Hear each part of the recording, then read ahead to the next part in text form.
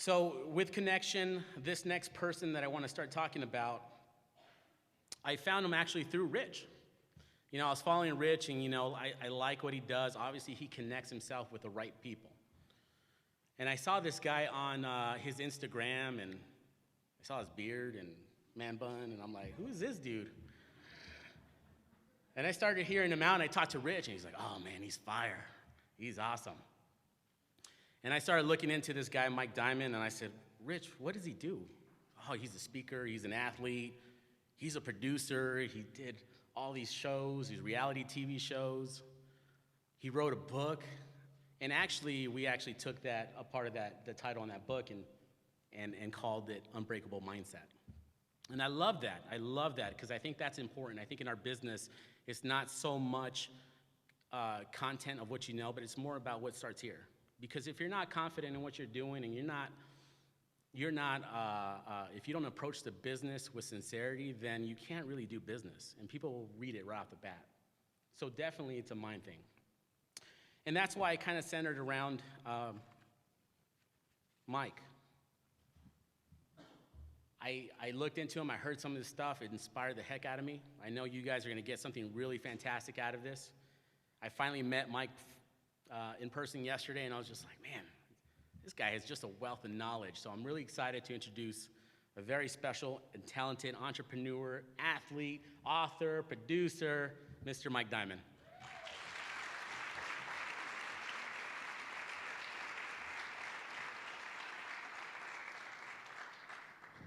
I got to watch the steps. Yeah.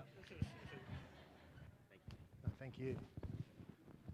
So I can't do my first trick, which is to look like an acrobat and fall. I am not going to talk about real estate. You guys know that. But what I'm going to talk about is mindset, and I'm going to give you guys permission right now to let go of everything that happened yesterday and live in this present moment. Okay? So what is unbreakable? Unbreakable. Everyone talks about being unbreakable. I'm going to give you guys some guarantees here. I'm going to play it hard. The first guarantee in life is we die. That's a reality. Now, people say death and taxes, but we know some people don't pay their taxes. So I'm going to give you this. The time will change, but the place remains the same. And what that means is we can't go back in time, but we can go back to a place we once spent time. There's a famous saying, you never see a moving van or a U-Haul truck behind a hearse at a funeral, because we take nothing with us when we die. So everyone pull out their phones right now. Pull your phones out. Everyone's got a phone. And I'm going to give you guys a lesson you'll never forget. I want you guys to get your calculators out and type in the number 80. Okay? Now subtract your age. Okay? Now, we just passed summer. We're in the fall. If you live to 80, that's how many summers you have left. Okay? There is no rehearsals in life. It is now, and what we manifest in this very moment that changes our future. How we choose to think, how we choose to feel, and how we choose to act. Okay? So, we all have a role in life. R-O-L-E. We must remove obstacles to live empowered. So I'm going to tell you guys a story. You can hear I have an accent. I was born in Australia. I was born in the most isolated capital city in the world called Perth. And I had big dreams, and everyone laughed at me. Undiagnosed dyslexic, and I got into drugs and alcohol very young, and I got thrown out of school. So I wanted to go to acting school. Everyone laughed at me. I could barely read, and I auditioned for a big acting school, and they took me. I left Perth to Sydney. And then I was frustrated because I wanted to move to America. So I left acting school, and one day I was walking down a shopping mall, and I saw these guys selling clothes. And I've never sold clothes in my life. You're selling real estate, but you're not selling real estate. You sell yourself.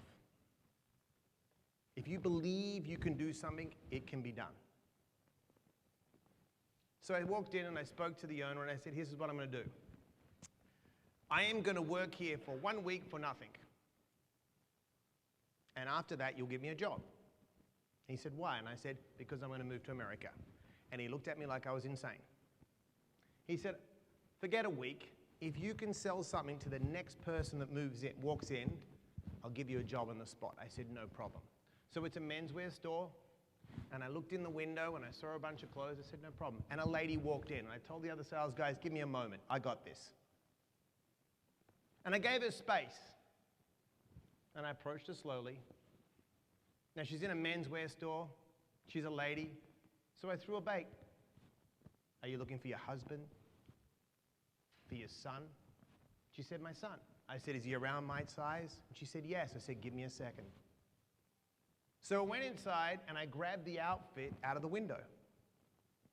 And I went to the change room and I tried it on. And I walked out and she bought the clothes. And the guy goes, you got a job. 6 months later, saved all my money.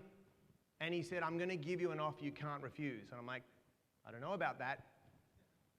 He said, I'll make you an area manager. I was 22, pay you 150 grand a year. And you can run 9 stores. And I said, nope, I'm moving to America. He said, you're crazy. I said, no, I'm not. I'm moving to America. A lady walks in, I do my song and dance, sell her a bunch of clothes.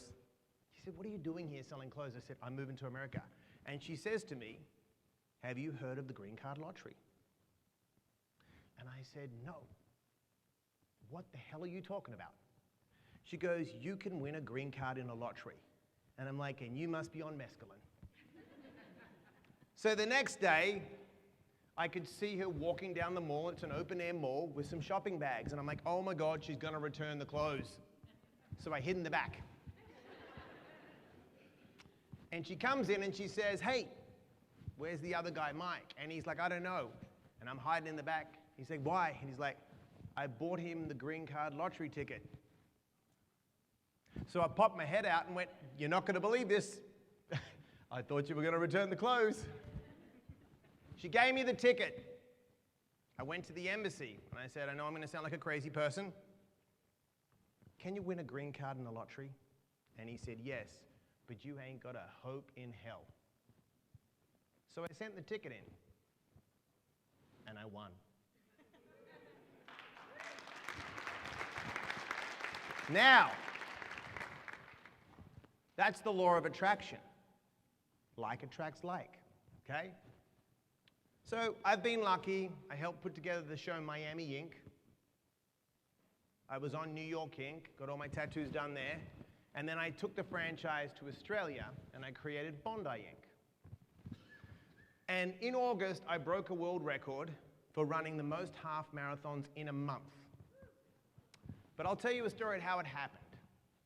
June 14th is a special day. It's my birthday. And my wife came in to surprise me. And she said, guess what? I said, what? She goes, we're having a baby boy on my birthday. And I'm going to be honest with you guys, I wanted a baby girl. And I'll tell you why. When a boy hits 16, he wants to flex his muscles. When a girl hits 16, she gets a little emotional. I can deal with that. So I went to the gym. My stomach was a little off. Now, I have ulcerative colitis, which is an incurable bowel disease. Okay? And I've healed myself naturally. And I thought, I'm going to do a bunch of pull-ups that day. I was struggling. For 2 days, my stomach wasn't good. My wife said, you injured yourself doing pull-ups. So she's trying to sleep during the night, and I was sweating profusely. And then I went to lay on the couch. And I was like, I'm not feeling good, but I don't want to wake her up because she's pregnant. Now, I'm going to be a little graphic here, but when you have ulcerative colitis or Crohn's disease and your body is flaring, unfortunately, you have diarrhea.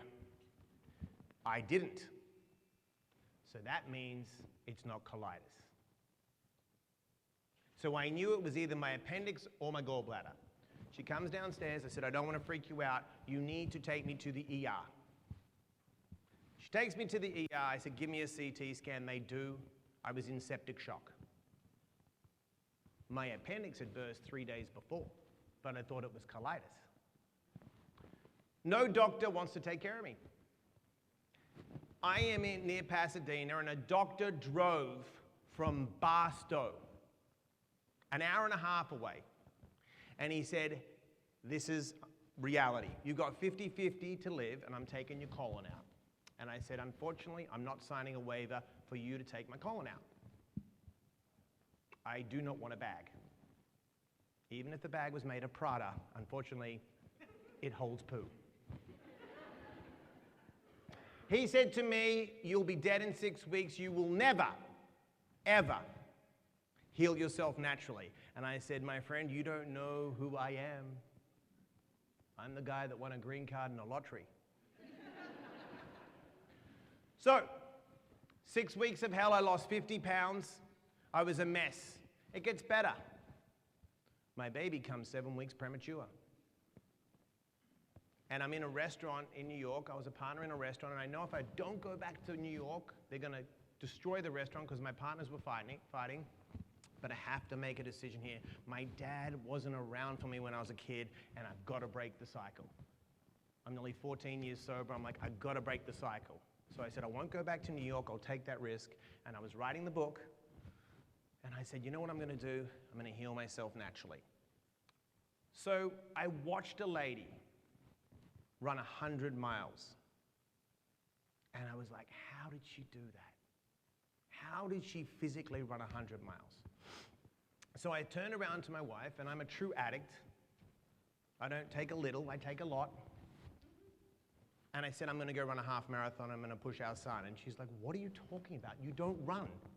You've never run a half marathon. I said, you don't know me. So 4 weeks into my training, I pulled my calf muscle. But I said, I've got to finish this, like a true addict. And I pushed my son. And something went off in my brain. And I found a cause, a little girl named Layla, who was struggling. I said, you know what? I'm going to go run some half marathons for this little girl to raise money for her cause. Problem was, no one cared. So I called a friend of mine who's done a bunch of TV shows. I said, how do I bring awareness to this cause? And he said, I know you're crazy. Try and break a world record.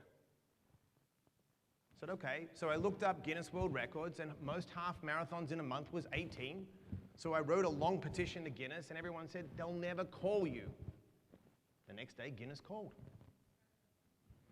And I said, what's the deal with this? They said, you can do one half marathon in a 24-hour period, and it's a 30-day period.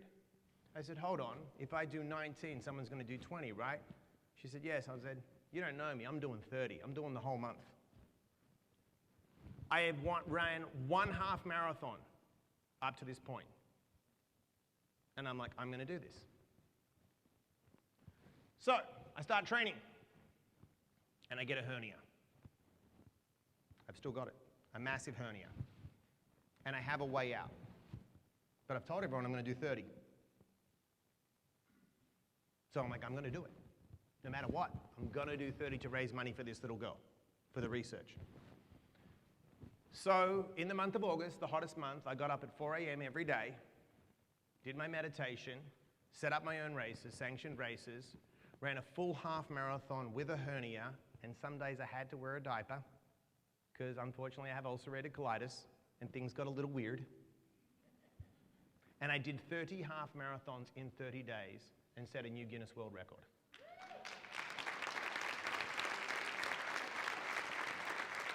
Thank you.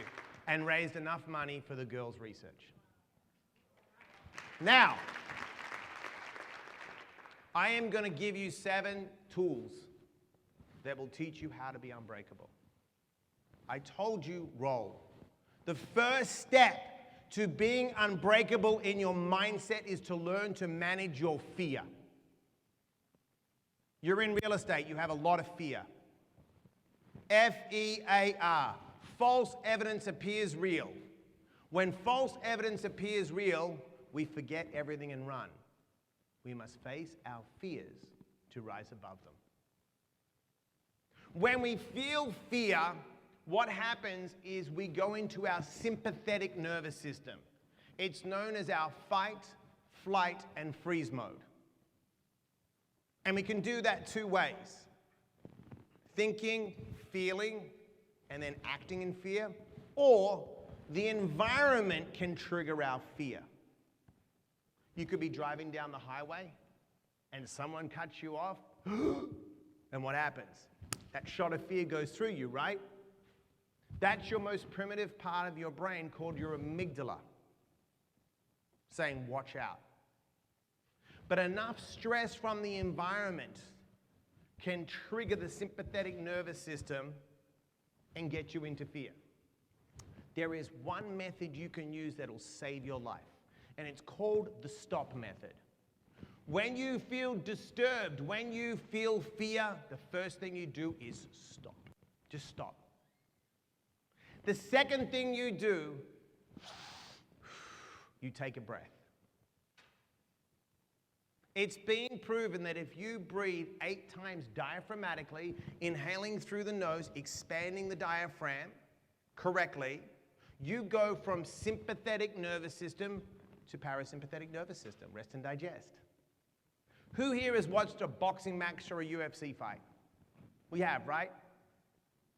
That is athletes in sympathetic nervous system trying to kill each other. It's not a pillow fight. What's the first thing they do when they make it to the corner? The corner man says, breathe. Because he knows once they start breathing, they go from fight, flight, and freeze, the amygdala, into their prefrontal cortex. That's where we make our executive functions. Stop, take a breath. Next, observe. You're either afraid you're not going to get what you want, you're going to lose what you have, you're worried about the future, or you have guilt and shame for something you've done in the past and you're worried they're going to come get you. It's got to be one of the 4. I'm afraid to make that call. Why? I'm afraid I'm not going to get what I want. I'm going to lose what I have. We sit in that fight, flight, or freeze. Now, then you proceed. You become emotionally intelligent when you breathe diaphragmatically and you slow down and manage your emotions. And it's habit. You reset. Before you get in your car, you stop. You breathe. Before you make the call, you breathe. You get in the habit of centering yourself. Then you're actually in a prime state. Okay? We think we're smarter than animals, but we're not. An antelope is on lunch break in the Serengeti chewing on some berries. Just relaxing. Also on lunch break is the lioness. And guess who's on the menu? Antelope. The antelope senses in its primitive part of the brain, the lioness, and takes off, right? Fight, flight, or freeze. Now let's say it's one of those feel-good Nat Geos and it gets away. What's the one thing an antelope or a zebra doesn't do that we do? It doesn't sit there all day going, I hate lionesses, I hate lionesses, I hate lionesses. Right? It doesn't fire and wire stress hormones. That's why it doesn't die of cancer. We have more money in this country than any. We are the most abundant country in the world, and guess what we're dying of? Stress. And we take more pills than anyone, right? That's because we're living in our sympathetic nervous systems.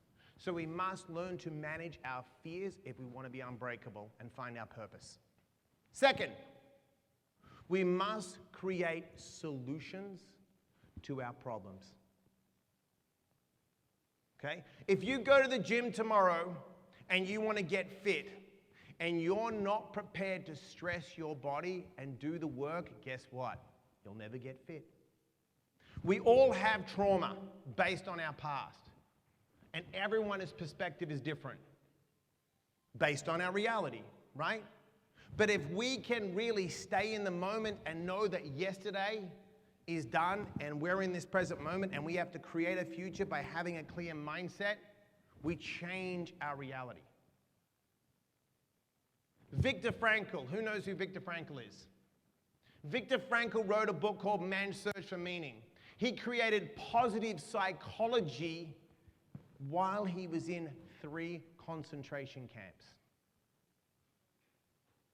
He's one of the greatest human beings ever. So if Viktor Frankl can take the stress, and instead of having post-traumatic stress, you know what he called it? Post-traumatic growth. We grow from the appropriate stress. There's 2 boys, they're living in an apartment in Harlem with their dad. The dad hears the neighbor. The neighbor's making a ruckus. He gets up, he's had a few drinks, the boys are 7 years old. He gets in an argument with the neighbor. They have a little scuffle, the dad gets pissed off, he goes back, gets a shotgun. He kills the guy. 2 boys are put into the foster system, different families. Fast forward 7 years, they're both 14. Those hormones start raging, puberty. The one boy gets in an argument with his foster sibling, stabs him to death. Now he's doing a life sentence. The other boy, kicking ass, good kid, scholar, doing well. They fast forward another 10 years. They interview them. One's doing multiple life sentences at 24. The other went to an Ivy League college. He's doing great. He's got a little girlfriend, going to get married. They asked them questions. Simple question. Why, to the one, why did you end up in jail like this? His answer. Do you know who my dad was? Right? What choice did I have? They interview the other brother. Same question. What made you make these choices and be such a success? Do you know who my dad was? What choice did I have? It's all about perception. Right? You can either take the adversity, like I did, and say, I've got a hernia, I've got a bad stomach, I'm going to break a world record, or, I want to get out of bed today. People talk about motivation and success. Success is very simple. Successful people do the work no matter how they feel. Unsuccessful people only want to do the work when they feel good. You're never going to feel good. People say they're unmotivated. That is a lie, and I'll tell you why. We are motivated in 2 simple ways as human beings. We are motivated to gain pleasure and avoid pain. So when the alarm goes off and you set the goal and say, I want to get up at 4 in the morning, you're not unmotivated, you're just motivated to stay warm in that bed. So if you want to do it, you've got to associate and disassociate. You have to associate massive regret for not following through. That's how you reprogram your brain. Step 3, goal setting.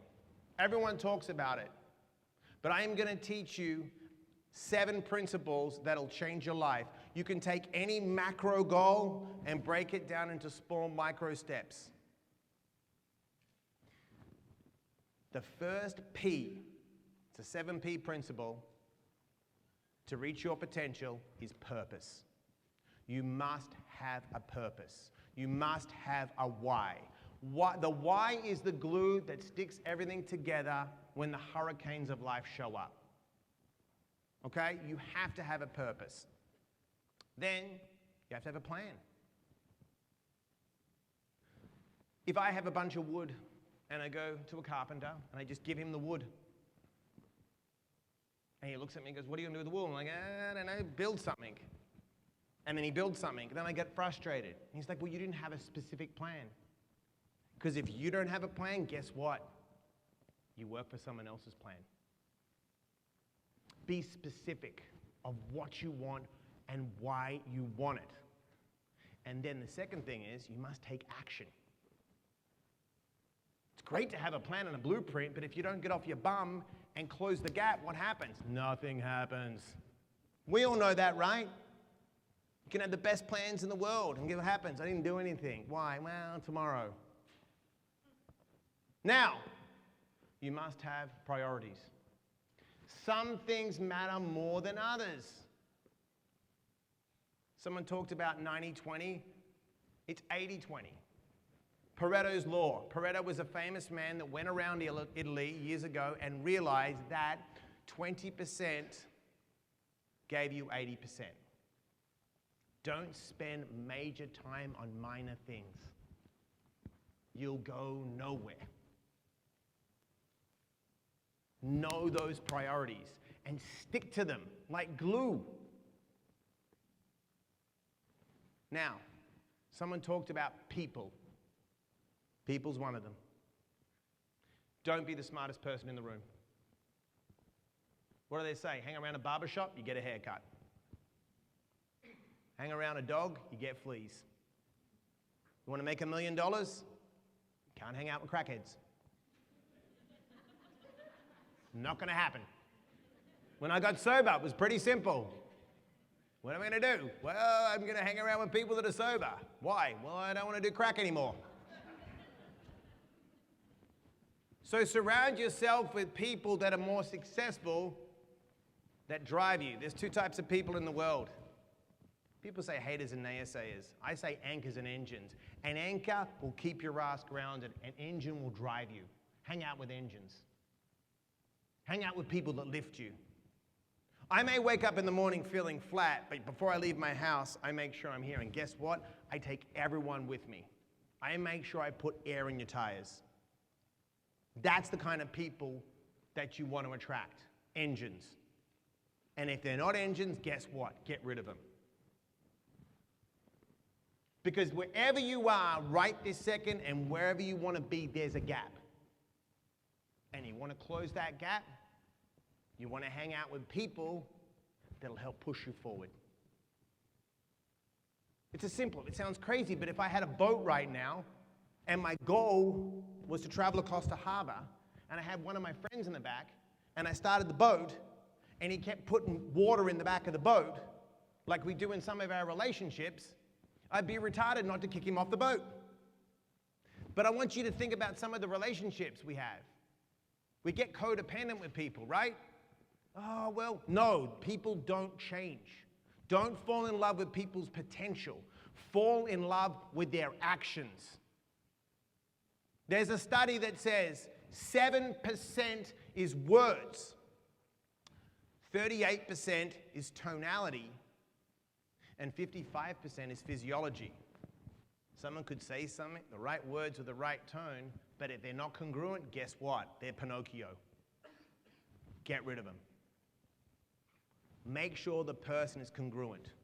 Now, places. Someone mentioned it, your environment. Set your environment up so you can succeed.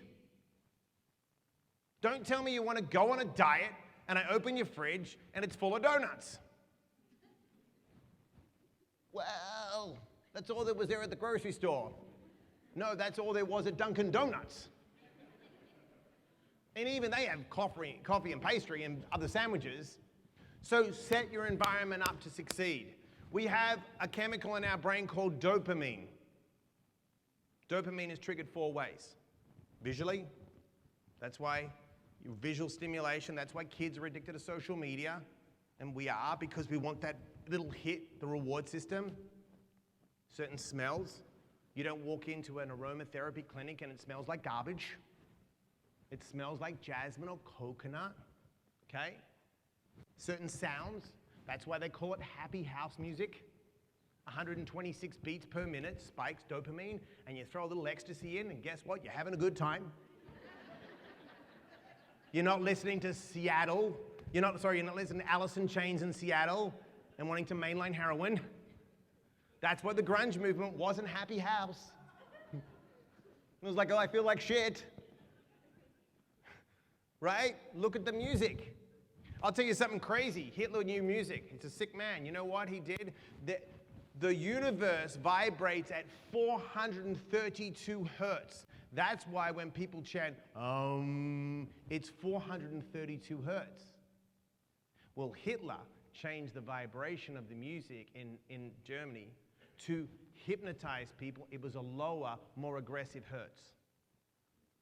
Because he understood the vibration of music. And that's really sad. That's how the environment can affect the dopamine. Okay? So I'll give you a perfect example. Say I work for Nordstrom and it was winter and they said, whatever you have to do, Mike, you have to sell everything. All the swimwear in winter. I'm like, I got this. You know what I'd do? First thing I would do is I'd put $300 off swimwear. I wouldn't tell you the price. I would just give you the reward of the 300. And you'd walk in and your dopamine receptors like, oh my God, I'm gonna get $300. Then you know what I would do? I would visually make it good.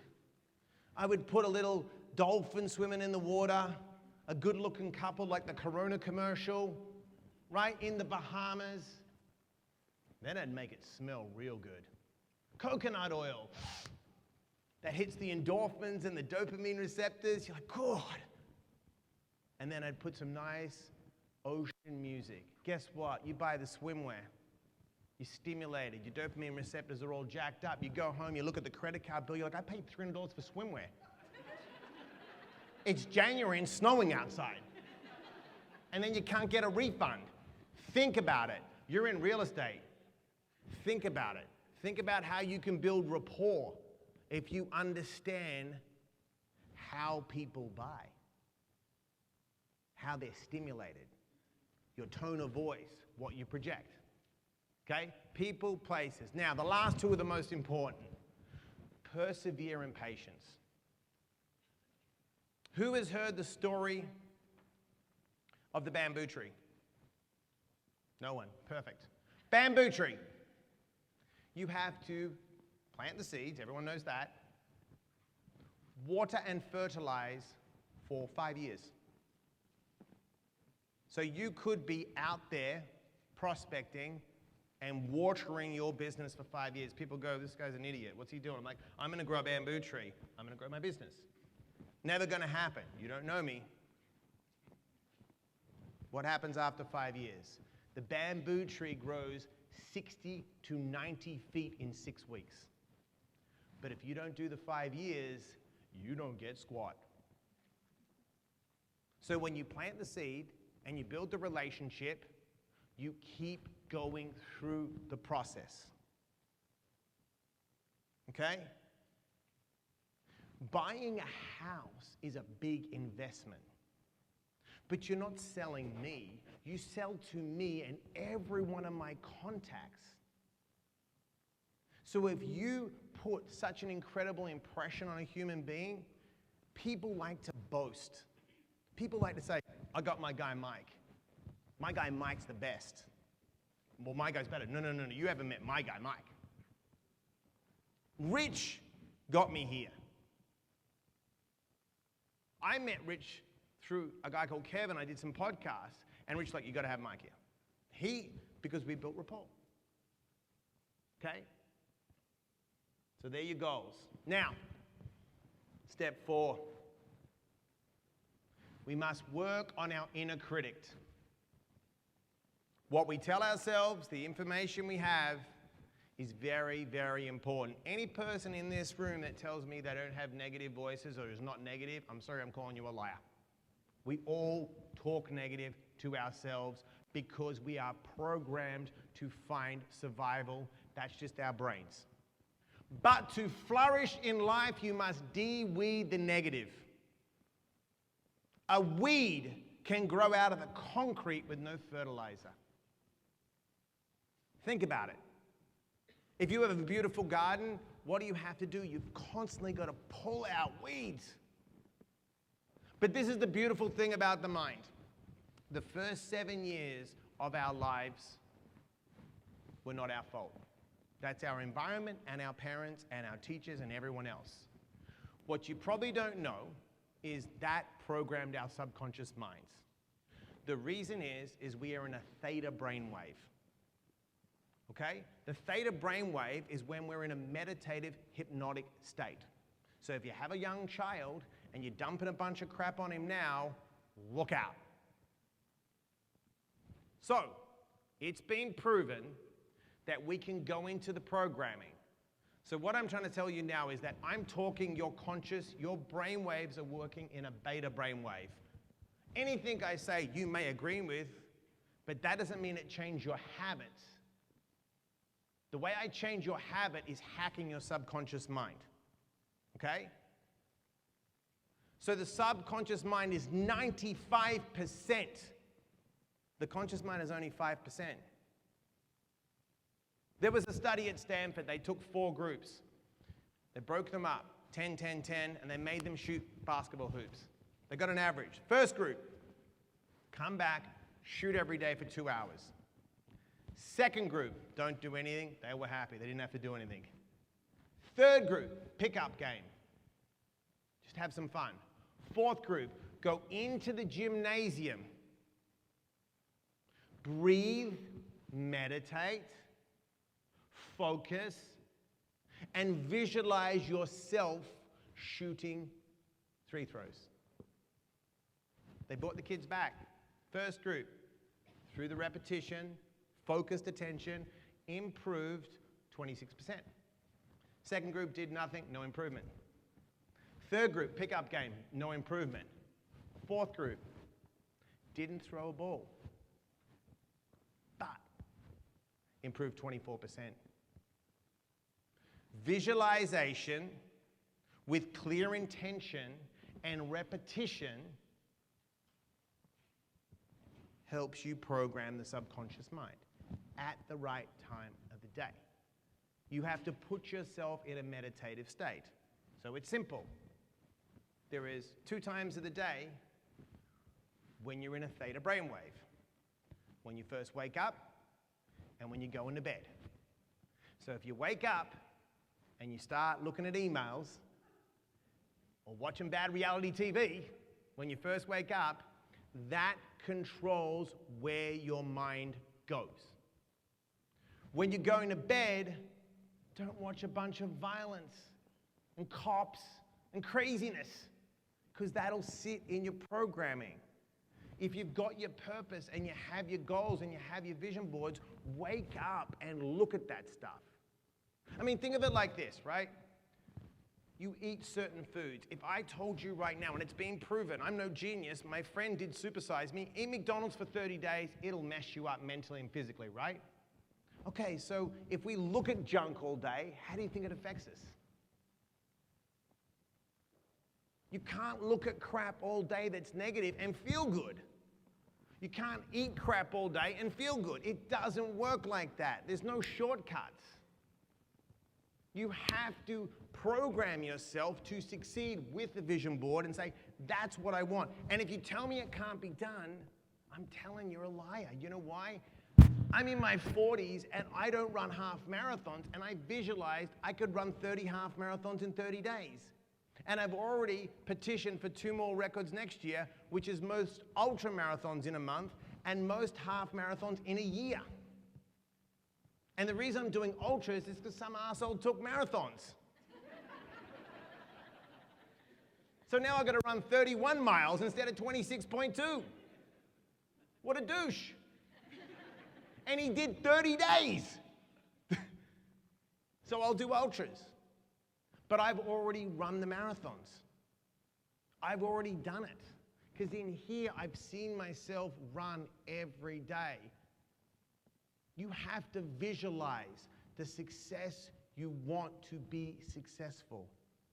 To close the gap from where you are and where you want to be, you don't need a direct mentor, like calling me up. You can get a blueprint from an indirect mentor and copy their blueprint with reality from where you are in this present moment. So if I turn around to you right now and tell you I'm going to play in the NBA, I'm smoking crack. I have no skills in basketball and I'm 5'9". That's not reality. But if I said to you, I'm going to train with a coach for a year and train 8 hours a day in basketball and maybe play in a master's league because I'm passionate about basketball even though I didn't follow it and I'm a pretty good athlete, the chances are I could probably close that gap. Does that make sense? So the difference between someone that's acquired a lot of money or is successful is the blueprints they steal and they watch and they copy. Yes, there is some people that are lucky, but preparation, opportunity is luck. You've got to be prepared. So you must look at your negative. 5, you must have the will to learn the skill. Talent is a lie, and I'll tell you why. We are all born with different inclinations, okay? God gives us different inclinations. How we choose to use those inclinations with the repetition and intentional training separates the ordinary from extraordinary. Take the word ordinary, take the word extraordinary. Just add a little extra to the ordinary, and guess what? You're extraordinary. You want to make 1% of the money? What are the 1%ers doing? You have to think that way. People talk about Mozart, they say he was a child genius. What they don't know is Mozart's dad was a trained pianist and would sit with him for 8 hours a day and play next to him. There's a thing called mirror neurons. Neurons that fire together, wire together. When you see something over and over again, it records in the brain. Then if you do, like I said, the visualizations and you start doing it. So this little kid had his dad playing with him 8 hours a day. So by the time he was 3, he associated the sound and what happened? He looked like a genius, right? Look at Tiger Woods. How many hours a day was he out there swinging a club? People don't know this. The Renaissance movement, Da Vinci, Michelangelo. Does everyone know here that at 5 years old, they left their parents and apprenticed under masters? 5 years old. Imagine nowadays these kids at 5 doing anything. Being shipped to a master to learn how to chisel and build and paint and sculpture. It's been proven. It's called the 10,000 hour. 10,000 hours of intentional training with focused purpose will make you a master at any given task. There's a guy called Peter Attia. He's a legend. Peter Attia watched a woman swim 20 miles. Peter Attia, you can look him up, couldn't swim. And he turns around and says, I want to do that. He was in his residency. So you know what Peter Attia did? He's a crazy guy. He went out and started swimming, swam a 2-mile race. He said, if I can swim 2, I can swim 20. A year later, swam 22 miles in an ultra swim. A year after. You can close the gap by what you focus on if you're willing to pay the price. That's why, look, I have this argument with people all the time. Larry Bird was one of the greatest players, okay? One of the greatest, right? Magic Johnson wasn't as good as Larry. But Magic Johnson was faster and could jump higher. But Larry had the will to learn the skill to be a better player. He may not have had as much physical so-called ability, but he was smart. He knew basketball. He was the guy that would throw 1,000 free throws when everyone left practice. And there's 3 seconds on the clock. He's like, give me the ball. I'm nailing it. Be that person. Be so relentless in your pursuit to succeed and excellent. Look, I'm in a room right now of incredible people because you have chosen to be here to grow. Do you know how incredible that is? That we are all in this room right now. I'm so grateful that I can give you this information. This is an incredible, we don't sit enough and go, wow, how cool is this? these incredible sponsors. We're all here to grow. That's amazing stuff. But we have to take action on it. We have to be willing to do the work no matter what. Write this down and put it on your wall. Fall in love with work that has no end. Look at that every day. You never arrive. Bottle of water. It's 16 ounces. That's not very heavy, right? 16 ounces is not very heavy, right? I want you to think about this. 16 ounces. Think of this bottle of water of a negative thought. If I gave you this bottle of water now, and I told you to hold this up in the air for 24 hours, how heavy is it? It's going to weigh on you, right? Think about all the things that you're carrying around like this 16 ounces that are stopping you closing the gap from where you are and where you want to be. Get references. So what do I mean by reference? When I got the hernia 4 weeks in, I went online. I got out of my head and I saw a guy run marathons with no feet. He had stubs. I'm like, well, what am I doing? Guy ran with no feet. Then there was a famous guy called Emil Zepepek. Emil Zepepek is one of the greatest marathon runners of all time, and no one knows who he is. He lived in a little town and he wanted to run marathons and he sucked. And his coach said, you suck, you can't run. He said, And it was so cold that what he used to do is put towels in the bathtub and run like a treadmill. He wanted to compete in the marathon. They said you couldn't, and he had to race in Prague. And Prague, from where he was living, was 200 miles. He got a rickety bike, and he rode 200 miles through the night to compete in the 10,000 and 5,000 meters for his country of Russia. And he won. They put him in the Olympics, and he said, I want to run the marathon. They said, you can't run a marathon. You have an awkward style. He goes, I can win it. So they put him in the marathon. He was up against the British champ. And they took off, and Emil just runs like a madman. And the British champ was like, what's this guy doing? So Emil talked to him and said, am I running fast enough? And the British champ said, no, you've got to run faster. So Emil took off. He ended up breaking a world record. And the British champ couldn't catch him. And the British champ afterwards said, I was joking. I thought he'd slow down and get a cramp. And this is the brilliant thing about Emil Zepepek. He never changed his training style. It's not your resources. It's how resourceful you are.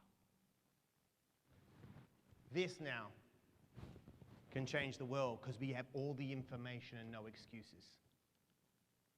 You can market yourself through Instagram for free, Facebook, LinkedIn.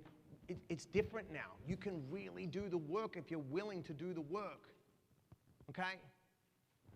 Step 6, values and principles. You must have values. And you must have rules to those values. So this is what I mean by that.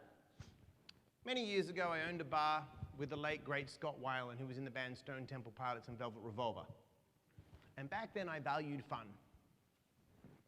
So fun for me was cocaine and drinking, unfortunately. I wanted to put on a party for everyone, and everyone had fun. Then it wasn't even fun anymore, so I got sober. And then I didn't want to be in a bar. So my rule to fun back then was cocaine, drinking, and debauchery. Now my rule to fun is to get up at 4 in the morning, meditate, and go for a run. Same value, different rule. So, you see two people in a relationship. I do a lot of coaching. And the woman, we all value respect. The female says, he's disrespectful. I said, why? And she says, he's not affectionate. I like him to be affectionate. So her value for respect is show me affection. He says she's disrespectful, same word, respect, because she doesn't wash the dishes. Okay. Why is that well, she should know. She should wash dishes because I work hard. I said, have you guys even explained the rules? Well, a good wife should wash dishes. She says, a good husband should know to give me affection. But they're not talking about their rules. Then he buys her flowers. And she gets pissed. And I said, he goes, what kind of woman doesn't like flowers? I said, I don't know, did you ask her? She says she hates flowers. I was like, are you even listening to her? Her rule for love is not flowers. She wants a hug and a kiss. You're buying her flowers. So the word respect and fun is a great value. But what are the rules? We live in a world where we fight over values all the time, right? My God, your God, this boundary, that boundary, right? But we have to ask ourselves, what do we value and why? Because people talk about the word, oh, I'm authentic, I'm authentic, I'm authentic. Right? We hear it all the time. It's a very spiritual and catchy word. But what I'm authentic, when I was doing cocaine and drinking and having fun, I was authentic to my purpose. I wanted to party. Do you see what I'm saying? But now, to where I'm living and being of service, that's not authentic to my sobriety. So I value my sobriety. So my rule is, I can't drink and do cocaine. I can't hold certain company. So we have to write down at least 10 values, personal values, and then attach rules to them. Live by those rules. Because then, aligned with your purpose and your P's, guess what? No one can take you off course. You don't get distracted, right? Because you're like, that's not part of my purpose. They're not my values. Sorry, you can do whatever you want, but this is who I am. This is how I live. This is how I want to live. These are my rules, and I'm going to stick by them. And then you don't have to judge someone. Because we talk about authentic. I'll go back to authentic again. Look, I'll go back to the craziest person I think. Now, I'm not going to judge anyone, but I think Hitler was a complete psycho. All right? What he did to humans was disgusting. But let me tell you something that's messed up. He was authentic. He said he was going to do that. When they get someone that murders someone, they always have a motive. And they're authentic to their cause. Whether you agree on it or not, right? But they're authentic. I said I was going to do it. So we have to look at these rules. Law of attraction. Like attracts like. They say ask, believe, receive. Okay? Ask, believe, take action. Then you'll receive. Whatever frequency you push out, you will receive back. And I'll tell you why. If I wake up, worst case scenario in the past, someone pisses me off. I want you to think about the power of the mind. I say something that you dislike right now. You build a resentment. 6 months later, you're carrying around the resentment. That guy Mike's a douchebag, that Mike is a douchebag, blah, blah, blah. You go into work. Everyone pisses you off because I'm renting space in your head.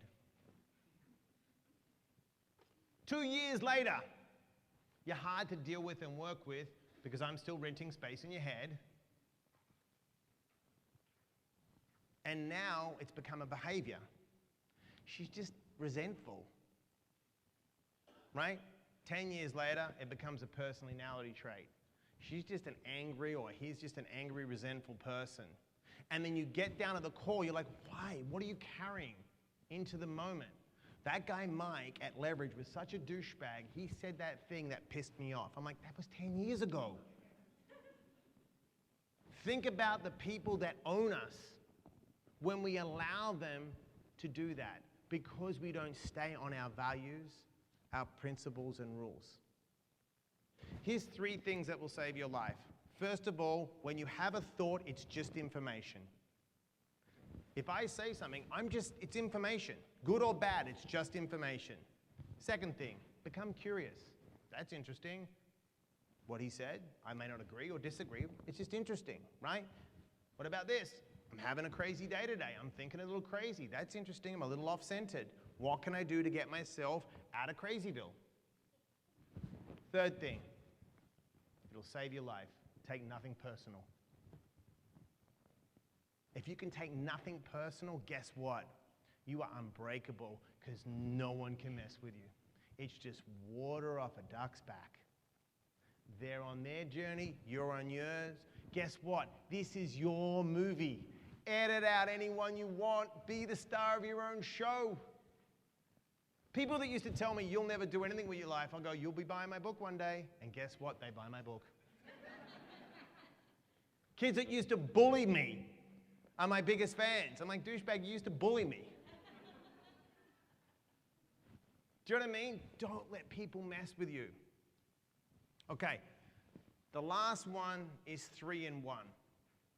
You can't have self-discipline unless you have emotional intelligence and you understand willpower. Emotional intelligence is the ability to have self-awareness to manage your emotions. When you become emotionally intelligent, you become socially intelligent. When you become socially intelligent, you learn to be a leader and work with everyone. Bosses delegate, leaders do. People that inspire, they inspire you from their actions because they go out. An emotional, intelligent person understands that you have to be compassionate. So you have to start with yourself and realize we're all doing the best with the information we have.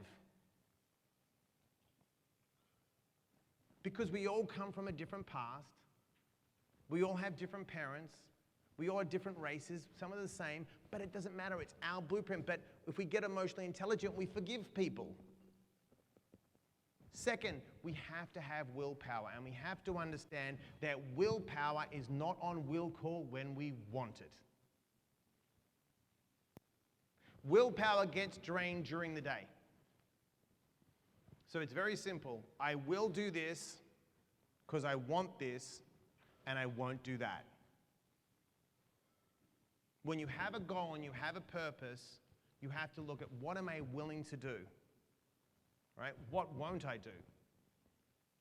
Because I want to achieve it. And you have to look at that all the time. And you have to realize that if you spend all day stressed out, by the end of the day, your dopamine receptors are going to drop and you're going to eat the donuts in the fridge. I always say to people, it's very simple. Eat an apple. They're like, why? And I'm like, have you ever seen someone eat 40 apples? I've never seen someone sprint into the grocery store and go, I need apples, I need apples, I need apples. But you'll see them late at night, cracked out of their brain, like, I need a donut, I need a donut, I need a donut. And I'm telling you, they're called circles of death. You have one, you're done. You can't put those things down. Third thing, once you understand emotional intelligence, is you work on your self-discipline. A self-disciplined person has the ability to delay gratification. A self-disciplined person always has a purpose, a why. A self-disciplined person always has a plan. They have values. They have priorities. They have rules. People talk about a growth mindset. I talk about a flexible mindset. Have you ever seen an image of a hurricane and a palm tree? A palm tree bends, it doesn't break. To become flexible in your mindset, you become a palm tree in the hurricanes of life. Thank you so much, guys.